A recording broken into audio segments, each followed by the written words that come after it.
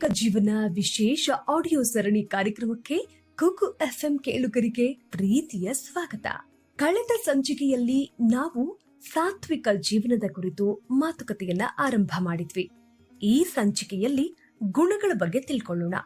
ಭಗವದ್ಗೀತೆಯಲ್ಲಿ ಈ ಬಗ್ಗೆ ಸಾಕಷ್ಟು ವಿಚಾರಗಳ ಪ್ರಸ್ತಾಪವಿದೆ. ನಾವೆಲ್ಲ ತಿಳಿದಿರೋ ಹಾಗೆ ಮಹಾಭಾರತದ ಅಂತಿಮ ಹಂತದಲ್ಲಿ ಪಾಂಡವರು ಹಾಗೂ ಕೌರವರ ನಡುವೆ ಕುರುಕ್ಷೇತ್ರದಲ್ಲಿ ಯುದ್ಧ ಆರಂಭವಾಗುತ್ತೆ. ಯುದ್ಧದ ಆರಂಭದ ಸಮಯದಲ್ಲಿ ಎರಡೂ ಸೈನ್ಯಗಳು ಮುಖಾಮುಖಿಯಾಗುತ್ತವೆ. ಭಗವಾನ್ ಶ್ರೀಕೃಷ್ಣನನ್ನ ಸಾರಥಿಯಾಗಿ ಪಡೆದ ಅರ್ಜುನ ಎದುರಾಳಿ ಸೈನ್ಯದತ್ತ ಒಮ್ಮೆ ನೋಡ್ತಾನೆ. ಅದರಲ್ಲಿರುವವರೆಲ್ಲ ತನ್ನ ಬಂಧುಗಳೇ. ತಾತ ಭೀಷ್ಮ, ಗುರು ದ್ರೋಣಾಚಾರ್ಯರು, ದುರ್ಯೋಧನ, ದುಶ್ಯಾಸನಾದಿ ಸಹೋದರರು ಸೇರಿದಂತೆ ಅದೆಷ್ಟೋ ಬಂಧುಗಳನ್ನ ನೋಡಿ ನಮ್ಮವರ ಮೇಲೆ ನಾವೇ ಯುದ್ಧ ಮಾಡ್ಬೇಕಾ, ನಮ್ಮವರನ್ನೇ ಕೊಂದು ಅದ್ಯಾವ ರಾಜ್ಯವನ್ನ ನಾನು ಗಳಿಸ್ಕೊಳ್ಬೇಕಾಗಿದೆ ಎಂಬ ವಿರಕ್ತ ಭಾವನೆಯನ್ನ ಹೊಂದಿ ಶಸ್ತ್ರ ತ್ಯಾಗವನ್ನ ಮಾಡ್ಬಿಡ್ತಾನೆ. ತಾನು ಯುದ್ಧ ಮಾಡೋದಿಲ್ಲ ಎಂದು ಶಸ್ತ್ರಾಸ್ತ್ರ ಕೆಳಗಿಟ್ಟ ಅರ್ಜುನನಿಗೆ ಶ್ರೀಕೃಷ್ಣನು ರಣಾಂಗಣದ ಮಧ್ಯದಲ್ಲಿಯೇ ಜೀವನ ದರ್ಶನವನ್ನ ಮಾಡಿಸುತ್ತಾನೆ. ಇದೇ ಭಗವದ್ಗೀತೆಯಾಗಿದೆ. ಇದರಲ್ಲಿ ಒಟ್ಟು 18 ಅಧ್ಯಾಯಗಳಿದ್ದು 700 ಶ್ಲೋಕಗಳಿವೆ.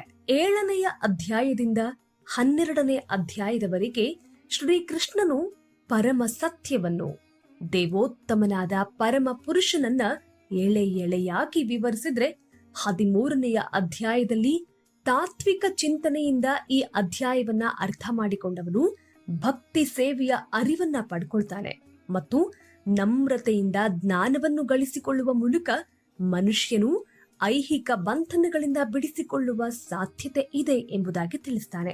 ಈ 18 ಅಧ್ಯಾಯಗಳ ಭಗವದ್ಗೀತೆಯಲ್ಲಿ 14ನೆಯ ಅಧ್ಯಾಯದಲ್ಲಿ ಪ್ರಕೃತಿಯಲ್ಲಿರುವ ಗುಣಗಳ ಬಗ್ಗೆ ಶ್ರೀಕೃಷ್ಣ ಬೆಳಕು ಚೆಲ್ಲುತ್ತಾನೆ.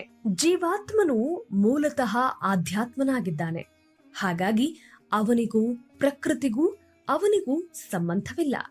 ಆದರೆ ಜೀವಾತ್ಮನು ಪ್ರಕೃತಿಯ ಸಹವಾಸದಲ್ಲಿರೋದ್ರಿಂದ ಸಹಜವಾಗಿಯೇ ಈ ಪ್ರಕೃತಿಯಲ್ಲಿನ ಗುಣಗಳಿಂದ ಪ್ರೇರಿತನಾಗಿ ಐಹಿಕ ಬಂಧನಕ್ಕೆ ಸಿಲುಕಿಕೊಂಡಿದ್ದಾನೆ ಎನ್ನುತ್ತಾನೆ. ಇದುವರೆಗೆ ಉಳಿದ ಅಧ್ಯಾಯಗಳಲ್ಲಿ ಕೊಟ್ಟಿರುವಂತಹ ಜ್ಞಾನಕ್ಕಿಂತಲೂ ಈ 14ನೆಯ ಅಧ್ಯಾಯದಲ್ಲಿ ಕೊಟ್ಟಿರುವ ಜ್ಞಾನವೇ ಶ್ರೇಷ್ಠವಾದದ್ದು ಎಂದು ಶ್ರೀಕೃಷ್ಣ ಪರಮಾತ್ಮ ಘೋಷಣೆ ಮಾಡ್ತಾನೆ.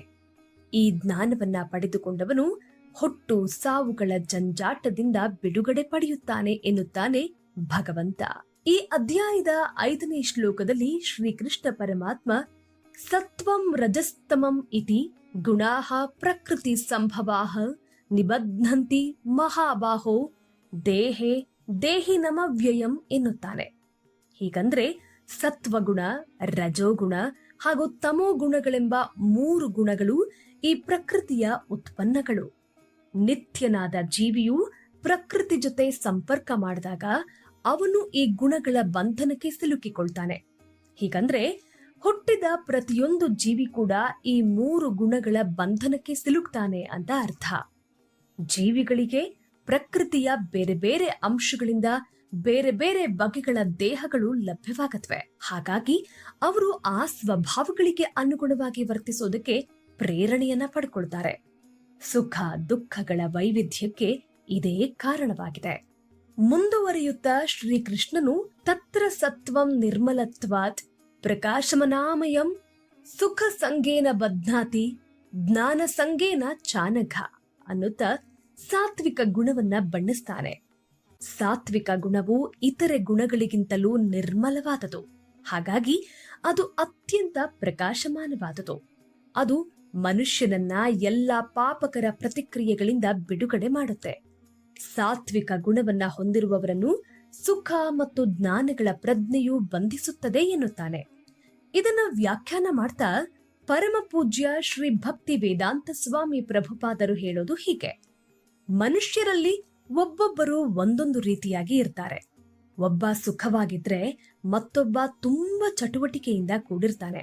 ಮಗದೊಬ್ಬ ನಿಸ್ಸಹಾಯಕನಾಗಿರ್ತಾರೆ. ಈ ಎಲ್ಲ ಬಗೆಗಳ ಮಾನಸಿಕ ಅಭಿವ್ಯಕ್ತಿಗಳು ಪ್ರಕೃತಿಯಲ್ಲಿ ಜೀವಿಗಳ ಬದ್ಧ ಸ್ಥಿತಿಗೆ ಕಾರಣವಾಗಿವೆ. ಅವು ಹೇಗೆ ಭಿನ್ನವಾಗಿ ಬದ್ಧವಾಗಿರುತ್ತವೆ ಅನ್ನೋದನ್ನು ಭಗವದ್ಗೀತೆಯ ಈ ಅಧ್ಯಾಯದಲ್ಲಿ ವಿವರಿಸಲಾಗಿದೆ. ಐಹಿಕ ಜಗತ್ತಿನಲ್ಲಿ ಸತ್ವ ಗುಣಗಳನ್ನ ಬೆಳೆಸಿಕೊಳ್ಳೋದ್ರಿಂದ ಈ ರೀತಿ ಇಲ್ಲದೆ ಬದ್ಧರಾಗಿರೋರ್ಗಿಂತ ಮನುಷ್ಯ ಬುದ್ಧಿವಂತನಾಗ್ತಾನೆ. ಅಂದ್ರೆ ಸತ್ವ ಗುಣಗಳಿರೋರ ಮೇಲೆ ಐಹಿಕ ದುಃಖಗಳು ಅಷ್ಟೇನು ಪರಿಣಾಮ ಬೀರವು. ಸತ್ವ ಗುಣದಿಂದ ಮನುಷ್ಯ ಪಾಪ ಕರ್ಮಗಳಿಂದ ಹೆಚ್ಚು ಕಡಿಮೆ ಮುಕ್ತನಾಗಿ ಬಿಡ್ತಾನೆ. ವಾಸ್ತವವಾಗಿ ಸತ್ವಗುಣ ಅಂದ್ರೆ ಜ್ಞಾನ ಮತ್ತು ಹೆಚ್ಚಿನ ಸುಖದ ಭಾವನೆ ಅಂತ ವೇದಗಳಲ್ಲಿಯೇ ಹೇಳಿದ್ದಾರೆ. ಶ್ರೀಕೃಷ್ಣ ಹೇಳೋ ಹಾಗೆ ಸತ್ವಗುಣದಿಂದ ಬಂಧಿಯಾಗೋದು ಕೂಡ ಮನುಷ್ಯನನ್ನ ಹುಟ್ಟು ಸಾವುಗಳ ಚಕ್ರದಿಂದ ಬಿಡುಗಡೆ ಮಾಡೋದಿಲ್ಲ ಅಂತ. ಈ ಮಾತು ಬೇರೆ ಅನ್ನಿ. ಇನ್ನು ರಜೋಗುಣದ ಬಗ್ಗೆ ಹೇಳೋದು ಹೀಗಿದೆ: ರಜೋ ರಾಗಾತ್ಮಕಂ ವಿಧಿ ತೃಷ್ಣ ಸಂಗ ಸಮುದ್ಭವಂ ತನ್ನಿ ಬದ್ನಾತಿ ಕೌಂತೆಯ ಕರ್ಮ ಸಂಗೇನ ದೇಹಿನಂ. ಅಂದ್ರೆ ರಜೋಗುಣವು ಮಿತಿ ಇಲ್ಲದ ಆಸೆಗಳು ಮತ್ತು ಬಯಕೆಗಳಿಂದ ಹುಟ್ಟುತ್ತವೆ. ಇದರಿಂದಾಗಿ ದೇಹಧಾರಿಯಾಗಿರೋ ಮನುಷ್ಯ ಕಾಮ್ಯ ಕರ್ಮಗಳಲ್ಲಿ ಸಿಲುಕ್ತಾನೆ. ಅಂದ್ರೆ ಸ್ತ್ರೀ ಪುರುಷರ ನಡುವಿನ ಆಕರ್ಷಣೆಯು ರಜೋಗುಣದ ಪ್ರಮುಖವಾದ ಲಕ್ಷಣ. ಪರಸ್ಪರ ಆಕರ್ಷಣೆಯೇ ರಜೋಗುಣದ ಸ್ವಭಾವ. ರಜೋಗುಣವು ಹೆಚ್ಚಾದಾಗ ಮನುಷ್ಯನಿಗೆ ಐಹಿಕ ಭೋಗದ ಹಂಬಲ ಉಂಟಾಗುತ್ತೆ. ಆಗ ಇಂದ್ರಿಯ ತೃಪ್ತಿಯನ್ನ ಬಯಸುತ್ತಾನೆ. ಇಂದ್ರಿಯ ತೃಪ್ತಿಗಾಗಿ ಮನುಷ್ಯ ಸಮಾಜದಲ್ಲಿ ಗೌರವವನ್ನ ಬಯಸ್ತಾನೆ. ಹೆಂಡತಿ, ಮಕ್ಕಳು, ಮನೆಗಳಿಂದ ಕೂಡಿದ ಸಂಸಾರ ಸುಖ ಬೇಕಾಗತ್ತೆ. ಇವು ರಜೋಗುಣಗಳಿಂದ ಹುಟ್ಟಿದವು. ಮನುಷ್ಯನಿಗೆ ಈ ಹಂಬಲಗಳಿದ್ದಷ್ಟು ಆತ ಬಹಳ ಕಷ್ಟಪಟ್ಟು ಕೆಲಸ ಮಾಡಬೇಕಾಗತ್ತೆ. ಹಾಗಾಗಿ ಅವನಿಗೆ ಕಾಮ್ಯ ಕರ್ಮಗಳ ಫಲದ ಸಂಗವಾಗತ್ತೆ. ಹೆಂಡತಿ, ಮಕ್ಕಳು ಮತ್ತು ಸಮಾಜವನ್ನ ಸುಪ್ರೀತಗೊಳಿಸೋದಕ್ಕೆ ಮತ್ತು ಸಮಾಜದಲ್ಲಿ ತನ್ನ ಪ್ರತಿಷ್ಠೆಗಾಗಿ ಆತ ಕೆಲಸ ಮಾಡಬೇಕಾಗತ್ತೆ. ಹಾಗಾಗಿ ಸಮಸ್ತ ಐಹಿಕ ಜಗತ್ತು ಸ್ವಲ್ಪ ಹೆಚ್ಚು ಕಡಿಮೆ ರಜೋಗುಣದಲ್ಲಿಯೇ ಇದೆ. ಈಗಿನ ಕಾಲದಲ್ಲಿ ರಜೋಗುಣದ ಮಟ್ಟದಲ್ಲಿ ಆಧುನಿಕ ಜಗತ್ತು ಮುಂದುವರೆದಿದೆ ಎಂದು ಭಾವಿಸಲಾಗುತ್ತೆ. ಹಿಂದಿನ ಕಾಲದಲ್ಲಿ ಮುಂದುವರೆದ ಸ್ಥಿತಿ ಎಂದರೆ ಅದು ಸತ್ವಗುಣದಲ್ಲಿನದು ಅಂತ ಭಾವಿಸಲಾಗ್ತಾ ಇತ್ತು. ಸತ್ವಗುಣದವರಿಗೆ ಬಿಡುಗಡೆ ಇಲ್ಲ ಅಂದ್ಮೇಲೆ ರಜೋಗುಣದಲ್ಲಿ ಸಿಕ್ಕಿಕೊಂಡವರ ಬಗ್ಗೆ ಹೇಳೋದಾದ್ರೂ ಏನನ್ನ ಅಂತ ಶ್ರೀ ಸ್ವಾಮಿ ಪ್ರಭುಪಾದರು ಹೇಳ್ತಾರೆ. ಮುಂದಿನದು ತಮೋಗುಣ.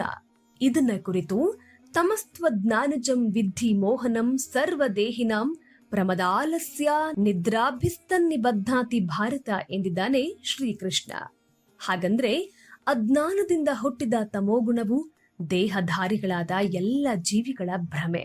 ಈ ಗುಣದ ಪರಿಣಾಮಗಳಂದ್ರೆ ಹುಚ್ಚು, ಪ್ರಮಾದ ಮತ್ತು ನಿದ್ರೆ. ತಮೋಗುಣ ಅನ್ನೋದು ಸತ್ವಗುಣಕ್ಕೆ ವಿರುದ್ಧವಾದದ್ದು. ಸತ್ವಗುಣದಲ್ಲಿ ಮನುಷ್ಯನು ಜ್ಞಾನವನ್ನ ಬೆಳೆಸಿಕೊಂಡು ಪ್ರತಿಯೊಂದು ವಿಷಯವನ್ನು ಅರ್ಥ ಮಾಡಿಕೊಳ್ಳಬಲ್ಲ. ಆದ್ರೆ ತಮೋಗುಣಕ್ಕೆ ಸಿಕ್ಕವನು ಹುಚ್ಚನಂತಾಗ್ತಾನೆ.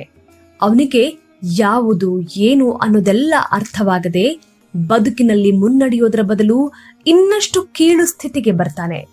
ವೇದದಲ್ಲಿ ತಮೋಗುಣದ ಬಗ್ಗೆ ಇದನ್ನೇ ವಸ್ತು ಯಥಾತ್ಮ್ಯ ಜ್ಞಾನಾವರಕಂ ವಿಪರ್ಯಾಯ ಜ್ಞಾನ ಜನಕಂ ತಮಃ ಅಂತ ಹೇಳಿದೆ. ಅಜ್ಞಾನದ ಪ್ರಭಾವದಿಂದಾಗಿ ಮನುಷ್ಯನಿಗೆ ವಸ್ತು ಇರುವಂತೆಯೇ ತಿಳ್ಕೊಳ್ಳೋದಕ್ಕೆ ಸಾಧ್ಯವಾಗುವುದಿಲ್ಲ. ಉದಾಹರಣೆಗೆ, ಮನುಷ್ಯನಿಗೆ ಸಾವುಂಟು, ಹುಟ್ಟುವ ಪ್ರತಿಯೊಂದು ಜೀವಿ ಕೂಡ ಸಾಯುತ್ತೆ ಅನ್ನೋದನ್ನ ಇವರು ಮನಗಾಣೋದಿಲ್ಲ. ಬದಲಾಗಿ ಹುಚ್ಚರಂತೆ ಹಗಲು ರಾತ್ರಿ ಹಣ ಸಂಪಾದನೆಗೆ ಎಳೆಯುತ್ತಾರೆ, ಕಷ್ಟಪಟ್ಟು ಸಂಪಾದಿಸುತ್ತಾರೆ. ನಿತ್ಯವಾದ ಚೇತನಕ್ಕೆ ಲಕ್ಷ್ಯ ಕೊಡೋದಿಲ್ಲ. ಇದು ಹುಚ್ಚು. ತಮ್ಮ ಹುಚ್ಚಿನಲ್ಲಿ ಅವರು ಆಧ್ಯಾತ್ಮಿಕ ತಿಳುವಳಿಕೆಗಳಲ್ಲಿ ಮುಂದುವರಿಯೋದಕ್ಕೆ ಬಯಸೋದಿಲ್ಲ. ತಮೋಗುಣ ಹೊಂದಿರುವವರು ಸೋಮಾರಿಗಳಾಗಿ ಇರ್ತಾರೆ. ರಜೋಗುಣವು ನಿಯಂತ್ರಿಸುವ ಮನುಷ್ಯರ ಹಾಗೆ ಚಟುವಟಿಕೆಯಿಂದ ಇವರಿರೋದಿಲ್ಲ. ತಮೋಗುಣದಲ್ಲಿ ಮುಳುಗಿ ಹೋದವರ ಇನ್ನೊಂದು ಲಕ್ಷಣ ಅಂದ್ರೆ ಅವರು ಆಲಸಿಗಳಾಗಿರ್ತಾರೆ. ಅತಿಯಾದ ನಿದ್ರೆಗೆ ವಶವಾಗುವ ಇವರು ಸದಾ ಕಾಲ ನಿರುತ್ಸಾಹದಿಂದ ಇರ್ತಾರೆ.